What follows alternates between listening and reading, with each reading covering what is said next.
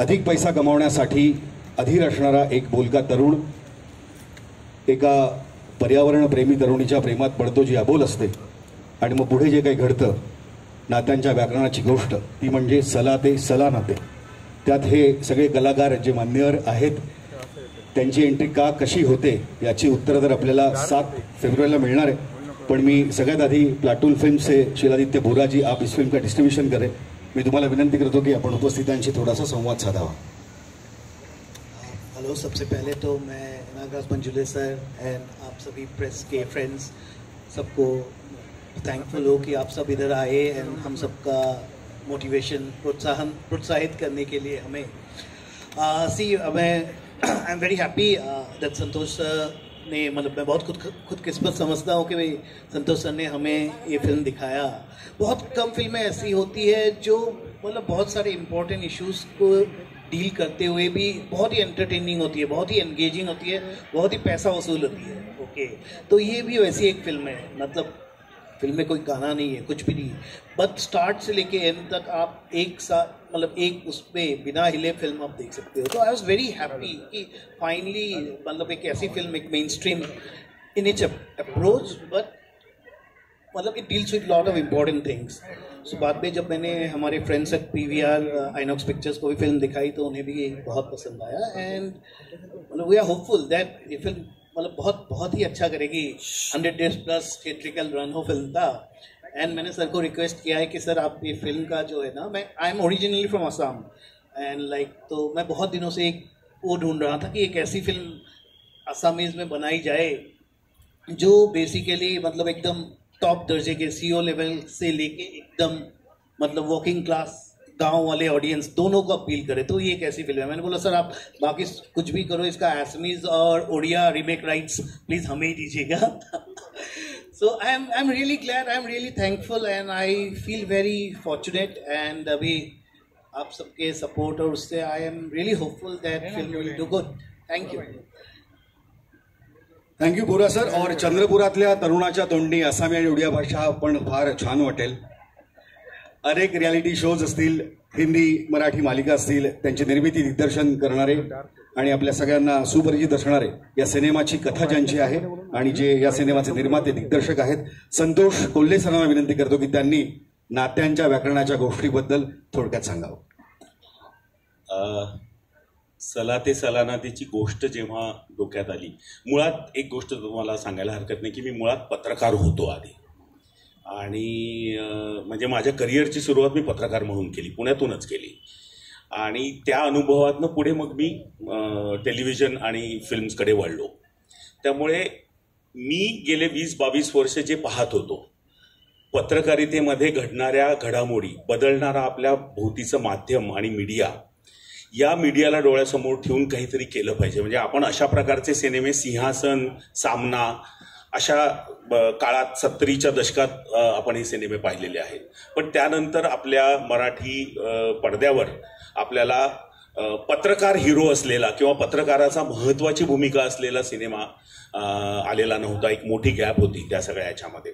म्हणून मग मी या प्रकारच्या विषयावर काम करायचं असं ठरवलं आणि ही सला ते सलानाते ही कथा त्यातून आकाराला आली. सला ते सलानाते हे नाव सुद्धा घेताना आम्ही जेव्हा ठरवलं तेव्हा ते खूप लोकांचं असं म्हणणं होतं की अरे हे कळणार नाही लोकांना, हा कुठला शब्द आहे. मी असं म्हटलं की मी तेव्हा खरं म्हणायचो, अगदी अभिमानाने सांगायचो की सैराट हा शब्द तरी लोकांना कळायचा का आधी, तो माहीत होता का आधी. तसा सलाते सलाते पण कदाचित लोकांना माहिती होईल. आणि त्याच इंट्युशनवर आणि जोरावर मी हे लावून धरलं आणि शेवटी याच नावाची ही फिल्म आता आज 7 फेब्रुवारीला थिएटरला रिलीज होती आहे. याच्यात नात्याच्या व्याकरणाची गोष्ट आहे, परंतु पत्रकारिता आणि आजची माध्यमं याची अतिशय उत्तम पद्धतीने पार्श्वभूमी आम्ही मांडण्याचा प्रयत्न केलेला आहे. चंद्रपूर, ताडोबा आणि विदर्भाच्या परिसरात आम्ही ही फिल्म शूट केली आहे. पर्यावरण, विकास आणि आज आपल्या भोवतीचा होत जाणारा राजकीय ऱ्हास याचं रिफ्लेक्शन आमच्या कथानकामध्ये तुम्हाला दिसेल. आणि हे सगळं एका इन्व्हेस्टिगेशनच्या माध्यमातून दिसतं. छाया कदम या सिनेमामध्ये पहिल्यांदा इन्स्पेक्टरची भूमिका करते आहे आणि तिच्या माध्यमातून आपल्याला ह्या सगळ्या गोष्टी एक एक करत उलगडत जातात. अशी एक थोडीशी रहस्याची जोड असलेला हा सिनेमा आहे. 7 फेब्रुवारीला रिलीज होतोय. आज मी थँक्यू नागराज सर की आज त्यांनी या सिनेमाचा ट्रेलर रिलीज करण्यासाठी आमच्या सोबत ते आज इथे आहेत. मी आपला खूप खूप आभारी आहे. आपण ज्या पद्धतीचे सिनेमे आतापर्यंत बनवलेले आहेत आणि तुमचा सहभाग झालेला आहे ते सगळे सिनेमे मराठी प्रेक्षकांनी खूप छान पद्धतीने उचलून धरलेले आहेत आणि त्यामुळेच आम्हाला असं वाटलं की या सिनेमाची ट्रेलर रिलीज करत असताना सर आपल्यासोबत असावे आणि ते आज आलेत. Thank you very much sir. Thank you. Santosh sir, तुम्ही लोकसत्तेतनं महानगरमधनं काम केलेलं आहे आणि पत्रकार म्हणून तुम्ही तुमच्या करिअरची सुरुवात केली आणि एका पत्रकाराची गोष्ट मांडली आहे. पण तुम्ही अतिशय प्रामाणिक फिल्म मेकर आहात, प्रामाणिक पत्रकार आहात. पण तुम्ही संत्र्यावरून गणपती बनवणारा आणि पैसे गोळा करणारा पत्रकार या सिनेमात मांडलाय. तो पत्रकार नंतर तुमच्यासारखा प्रामाणिक होतो की नाही हे आम्हाला 7 फेब्रुवारीला कळणार आहे. पण अशीही तहान असेल, 1000ची नोट असेल, या सिनेमांचं पटकथा लेखन असेल, अगस्ती हे तुमचं अलीकडचं पुस्तक आणि खूप छान पद्धतीचं लिखाण आहे सर तुमचं. आणि या सिनेमाची पटकथा तुम्ही आता लिहिलेली आहे, संवाद तुमचे आहेत. श्रीकांत भुजबळांना मी विनंती करतो की त्यांनी या सिनेमाच्या गोष्टीबद्दल थोडंसं सांगावं किंवा या सिनेमाबद्दल थोडं सांगावं. आपण साधारणतः ज्या प्रेमकथा बघतो त्यात साधारणतः बिघडलेलं नातं दुरुस्त होण्याची प्रक्रिया असते. साधारणतः आपण आधी सुरुवातीला बिघडलेलं असतं नंतर दुरुस्त होत जातं. या सिनेमामध्ये प्रोसेस उलटी आहे. नातं दुरुस्त होतं ते हळूहळू बिघडत जातं. ते बिघडत जाण्याची कथा आहे. आमच्या सला नाते म्हणजे आहे. या नात्यामध्ये ना जो येतो नकारात्मक तो कसा येतो त्याची ही कथा आहे. म्हणजे प्रेमाची कधी जरी कथा असली तरी ती उलट दिशेने जाणारी कथा आहे. आणि त्या कथेमध्ये राजकारण आणि सगळी व्यवस्था आपली पोलीस राजकारण ही सगळी व्यवस्था त्या अनुषंगाने येत राहते त्याच्या पार्श्वभूमीवर. आणि सर्वात महत्त्वाची गोष्ट म्हणजे ही ज्या परिसरात शूट केलेली आहे फिल्म चंद्रपूर आणि त्या परिसरामध्ये तिथली भाषा आम्ही सिनेमात वापरलेली आहे. पण अशी भाषा वापरताना संपूर्ण महाराष्ट्रात ते कळेल याची आम्ही तर काळजी घेतली. म्हणजे अगदी 100% वराडी वापरणार नाही कारण तशी वराडी सगळीकडे कळणार नाही. त्यामुळे ती भाषा वापरताना त्याची काळजी घेतलेली आहे. आणि यातल्या पंचलाईन आहे मुख्यतः त्या आजच्या राजकारणावर आणि आजच्या व्यवस्थेवर भाष्य करतात त्या काळामध्ये. त्यामुळे तुम्हाला त्या कथेच्या उघात त्या जेव्हा येतील तेव्हा जास्त त्याचा अर्थ त्याच्या मागचा अर्थ कळेल. आणि अर्थातच मी स्वतः पण पत्रकार आहे, संतोषसुद्धा पत्रकार होता. त्यामुळे त्यातल्या आतल्या काही गोष्टी आम्हाला माहीत असतात त्या सगळ्या प्रोसेस कशी होतं सगळं तर त्या आम्ही यात दाखवण्याचा प्रयत्न केला आहे. आणि या सगळ्यांनी म्हणजे जे विदर्भातले नाहीत त्यांनी वराडी भाषेची मेहनत घेतली आहे ती तुम्हाला आता त्याची झलक दिसली. प्रत्यक्ष बघताना ते अधिक तुम्हाला जाणवेल. आणि एकाच वेळेस आपल्याकडे काय असतं मराठी सिनेमाला फार मोठी एक वाईट खोड आहे. काहीतरी मला काहीतरी सांगायचं असतं, संदेश द्यायचा आहे वगैरे. पण असं करताना मनोरंजनाचा धागा कुठे हरवणार नाही याची काळजी मात्र घेतली पाहिजे. ती आम्ही यात काय घेतली. थरार आहे, रहस्य आहे, प्रेम आहे आणि त्याच्या बॅकग्राऊंडला सगळं काही आहे. वा, तुम्ही थोडीशी गोष्ट उलगडण्याचा प्रयत्न केला. यातला जो ना आहे तो लाल रंगाचा आहे. कदाचित रक्तरंजित नात्याच्या व्याकरणाची गोष्ट असण्याची शक्यता आहे. पुढे जाऊया. आणि आपल्यासमोर आता आहेत छाया कदम, छायाताई. या सिनेमात तुम्ही पोलीस ऑफिसरची भूमिका करताय आणि वाद सुद्धा त्याची बाउंड्री सेट करतो. हे टीझरमध्ये आम्ही ऐकलं. तो कसं करतो ते तुम्ही सांगितलेलं आहेच. पोलीस ऑफिसर तुम्ही करताय छायाताई, काय सांगा. हा म्हणजे पहिल्यांदाच पोलीस अधिकारीची भूमिका करते. आणि संतोषने सांगितलं की त्याने तो पहिला पत्रकार होता, त्याने मधलं सांगितलं नाही आहे. मधल्या काळात संतोष आणि आम्ही अभिनयाचं वर्कशॉप पहिल्यांदा एकत्र केलं होतं. त्यामुळे त्याने मध्ये तोही प्रयत्न केला आहे. आणि तेव्हापासून संतोष मला सांगायचं की छाया तुला आहे ना एक पोलीस अधिकारीच्या भूमिकेत तू कमाल दिसशील असं तो नेहमी सांगायचा. 2001 मध्ये वर्कशॉप केलं होतं. त्याच्यानंतर मग तो योग आता जुळून आलाय आणि त्याने दिलेला शब्द त्याने पाळलाय. आणि माझ्या भूमिकेबद्दल सांगायचं तर जयश्री बोराडे नावाचं पात्र आहे माझं. आणि मे बी माझ्यासारखंच तडफदार आहे. आणि तर यस नेहमीसारखंच वेगळा विषय आहे आणि वेगळी भूमिका आहे. त्या भूमिकेच्या निमित्ताने खूप वेगळ्या भाषेवर काम करता आलं, लहेजावर काम करता आलं. येस. वा, वाद आहे. पुन्हा एकदा एका नव्या भूमिकेत आणि नव्या अंदाजात तुम्हाला पाहण्यासाठी आम्ही सगळे इच्छुक आहोत 7 फेब्रुवारीला. खरं तर ही नात्यांच्या व्याकरणाची गोष्ट आहे. 2 अतिशय गोड तरुणी आहेत त्यांच्या प्रेमामध्ये पोलीस ऑफिसर का येतात, खाण माफिया, कारण मी आधी आलेल्या बातम्या वाचल्या म्हणून सांगतो, हसनबाई कसे काय येतात हे तर आम्हाला 7 फेब्रुवारीला कळणार आहे. पण हसनबाईंकडे म्हणजे उपेंद्रदा, आता मी तुम्हाला बोलतं करतो या सिनेमाबद्दल काय सांगाल? थोड्यामध्ये मी हसनबाईचं काम करतो हे मला पोस्टर रिलीज झाल्यावर परत एकदा लक्षात आलं, इतकं मी विसरून गेलो होतो. अगदी प्रामाणिकपणे सांगायचं झालं तर मी नेहमीच हे म्हणत आलेलो आहे, मराठी चित्रपटाचा USP हा मराठी चित्रपटाचा कॉन्टेंट आहे. पत्रकाराचा एक उत्तम फिल्म मेकर झालेला आमचा मित्र, काही असे मित्र असतात त्यांनी तुम्हाला एक मी फिल्म करतोय आणि तू करशील का असं विचारल्यावर माझं काम काय, मला गोष्ट आहे किंवा अदरवाईज जी एक सगळे प्रोटोकॉल असतात ते तुटून पडतात, नक्की करूया अशावर ते होतं. कारण की उत्तम सोशोपॉलिटिकल भान असलेला आमचा हा दिग्दर्शक मित्र आहे. एका सिद्धहस्त लेखकाच्या हातातनं ती संहिता निर्माण झालेली आहे. मग एका सेन्सिबल ॲक्टरला आणखीन काय हवं असतं. एक छान कॅरेक्टर या निमित्ताने मला करायला मिळालं आहे. भाषेवर खूप मेहनत घेतली कलाकारांनी असं श्रीकांत म्हणाले, हा त्यांचा विनय झाला. त्यातलं दुसरं वाक्य ते त्यांचं होतं की वराडी असूनही सगळं मराठी माणसांना कळेल, कारण की आमच्यासारखे ॲक्टर्स आहेत त्याच्यामध्ये. त्यामुळे ओव्हरऑल प्रोसेस खूप छान होती आणि एका उत्तम कॉन्टेंट ओरिएंटेड मराठी फिल्मचा एक भाग होता आलं याचा आनंद आहे. आणि आता आपण येऊया सायंकितकडे. खरं तर सायंकित आणि रिचा तुमच्या दोघांबरोबर ही सगळी गोष्ट फिरते, तुमच्या नात्याच्या व्याकरणाची गोष्ट असं आपण म्हणूयात. तुम्हाला केंद्रस्थानी ठेवून आजूबाजूला सगळ्या घडणाऱ्या त्या गोष्टी आहेत. सायंकित भाषेपासून सगळ्या गोष्टींवरती काम करणं क्रमप्राप्तच होतं ज्यावेळी हा सिनेमा करत होता. कसा होता अनुभव आणि काय सांगशील सला ते सला नातेबद्दल? अनुभव म्हणजे काय होतं ना, नेहमी ॲक्टर इन्फ्लुअन्स खाली असतो की अशा पद्धतीचं काम करायचं आहे आणि हे सगळं. सो तोच इन्फ्लुअन्स घेऊन मी काम करायला आलो होतो सरांकडे. पण म्हणजे हा अनुभव मी सरांसोबत घेतला की त्यांनी जास्त पण करू नाही दिलं आणि कमी पण नाही करू दिलं. त्यांनी तेवढंच करायला लावलं आणि तेवढंच करणं किती गरजेचं असतं एका फिल्मसाठी. सो त्या गोष्टी मला कळल्या आणि मला वाटतं मला जेवढं न्याय देता आलं तेवढं मी दिलंय.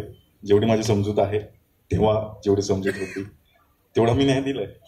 पण मग आता हे कळलं का एका पत्रकाराची ताकद किती असते. म्हणजे संत्र्यावरचा गणपती वारेल करता ₹1,00,000 तो कमावून देऊ शकतो एखाद्या विक्रेता. त्यामुळे ती जबाबदारी किती आहे. माझे सगळेच मित्र बसले पत्रकार बांधव, त्यामुळे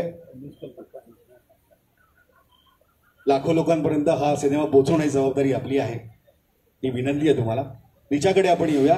रिचा, तुझ्या भूमिकेबद्दल आणि सिनेमात पर्यावरणप्रेमी तू आहेस का हा प्रश्न, आणि काय मजा आली तुला?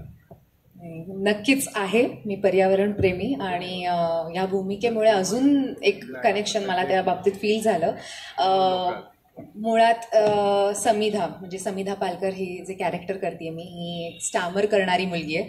आणि जेव्हा मला सरांनी सांगितलं की तू स्टॅमर करणार आहेस या फिल्ममध्ये, तर ह्याआधी मी सगळे ग्लॅमर आणि असे outspoken full over excited type of roles केलेत. आणि त्याच्यानंतर सरांनी जेव्हा मला ही भूमिकाबद्दल सांगितलं तेव्हा मला थोडंसं असं झालं की ओके होईल की नाही.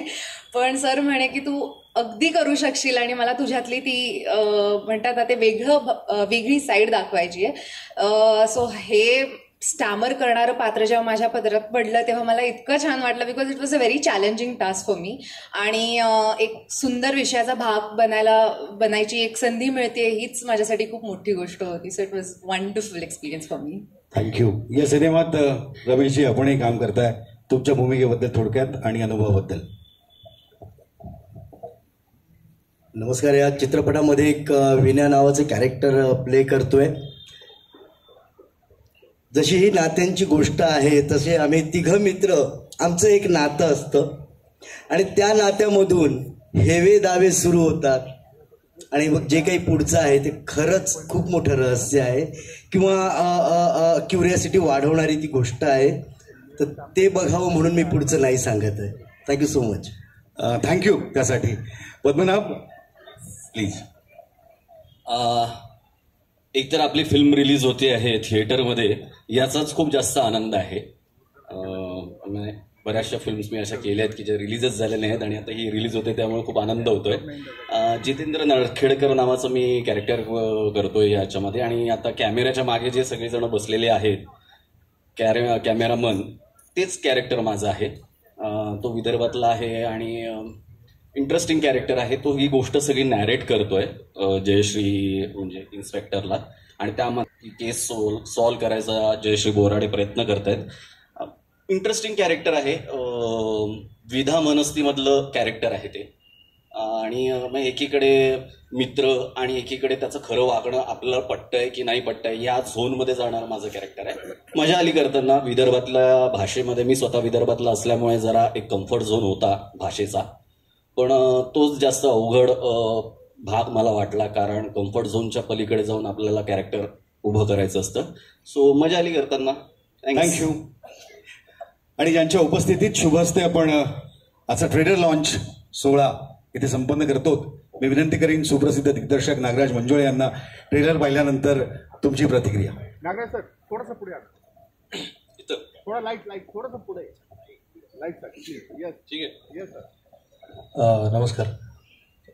आनंद वाटतोय की तुमच्या महत्त्वाच्या क्षणी मी उपस्थित आहे, आणि ही सगळी माझी मित्रमंडळी आहेत, आवडती माणसं आहेत. उपेंद्र सर खूप भन्नाट ॲक्टर आहे, ते काय मी सांगायला नको. आणि छाया तर माझी खूप प्रिय मैत्रीण आहे.